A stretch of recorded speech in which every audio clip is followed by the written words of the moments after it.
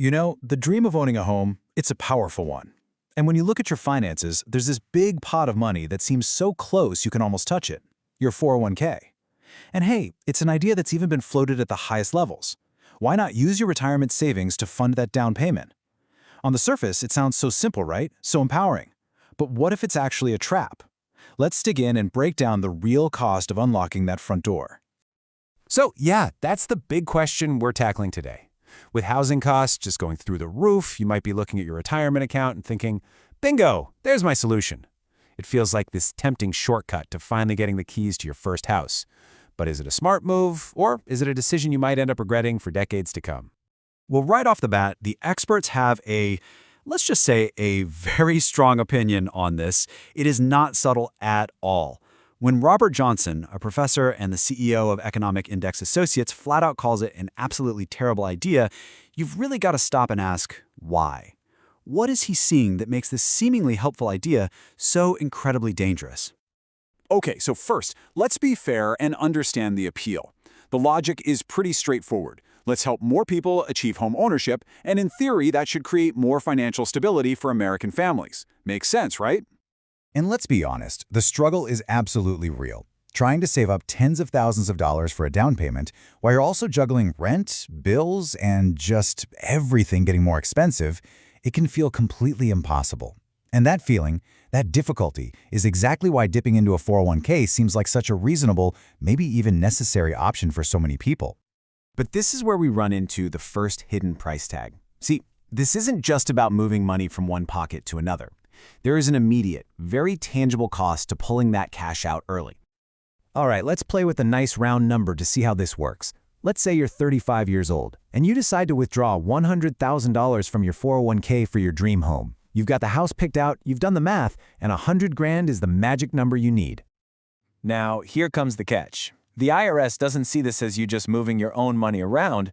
Nope. It sees it as income, and because you're pulling it out before the standard retirement age, they also smack you with a pretty hefty penalty. So that $100,000 you see on your statement, that is not what's going to land in your bank account. So after you account for federal and state income taxes, plus that early withdrawal penalty, your $100,000 withdrawal shrinks all the way down to roughly $66,000. I mean, think about that. Right off the bat, you've lost more than a third of your money to taxes and fees before you've even had a chance to spend a penny of it. That is a massive, immediate hit. But you know, as painful as that immediate loss is, it's actually nothing compared to the second, invisible price tag. This is the one that can truly derail your financial future, and it all has to do with shutting down the single most powerful force in all of finance. We're talking about compound interest. This is the absolute engine of your 401k. It's that magical process where your money earns money, and then that new money starts earning its own money. It creates this incredible snowball effect that just grows exponentially over decades. And when you pull money out, you don't just lose the cash, you lose all the future growth that cash would have ever generated. Financial planner Jay Zygmunt puts it really bluntly. He says by taking that money out of the stock market and sinking it into a house, you are dramatically slowing down your potential to build wealth. It completely reframes the decision, doesn't it? It's not just a withdrawal, it's a fundamental shift in your entire growth strategy. So here it is. This is the crucial point. That original $100,000 you withdrew, if you had just left it alone for the next 30 years, assuming a pretty standard 6% annual return, it could have grown into nearly $500,000. By taking it out, you didn't just spend $100,000, you erased a potential $474,000 from your retirement. That is the devastating, invisible cost of this decision. Okay, but you might be thinking, hang on, I didn't lose the money, I just moved it into a different asset, my house. And house prices go up too, right? And that is a totally fair point. So let's actually compare the long-term performance of these two assets head to head. When you look at history, the numbers tell a really clear story.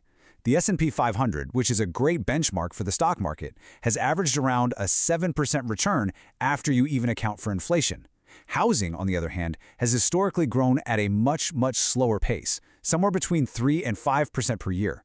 So essentially, you're trading a higher growth asset for a lower growth one. Now look, we all remember the absolutely crazy housing market we just saw, with prices jumping almost 19% in 2021 alone. But it is so critical to understand that those kinds of surges are historical outliers. They are the exception, not the rule. Betting your entire retirement on that kind of lightning striking again and again is an incredibly risky gamble. And this brings up another really key point about wealth that's tied up in a house. Even if your home's value skyrockets, that wealth is largely trapped. It's illiquid, meaning you can't turn it into cash quickly. You can't just easily pay for an unexpected medical bill or long-term care with your home equity. In 2021, nearly a third of all household wealth was tied up in homes, which can make a lot of people house rich but cash poor. You know, all of this really forces us to take a step back and ask a much more fundamental question. What is the actual goal here? Is it simply owning a house, or is it about something bigger? And this is why protecting your retirement savings is just so vital. According to a recent Vanguard report, a staggering 60% of Americans are not on track to meet their spending needs in retirement. There's already this massive savings gap, and rating the one account that's specifically designed to close that gap only makes the problem worse. And if you get to retirement age without enough money saved up, that expert, Robert Johnson, says you're basically left with only two choices, and neither of them is good. You either have to keep working long past when you want it to stop, or you have to accept a significantly lower standard of living. That's the harsh reality at the end of the road. And this really brings us to a powerful way to reframe this entire idea. Maybe the ultimate goal, the real American dream, isn't about owning a specific asset like a house. Maybe it's about freedom. It's about having the financial independence to live your life on your own terms, especially when you get to retirement. So, we'll leave you with this to think about. Is the dream a front door that you own, or is it the freedom from financial worry in your later years? Because tapping your 401k might get you one of those things, but as the numbers show, it could very well cost you the other. So what does that security truly mean to you?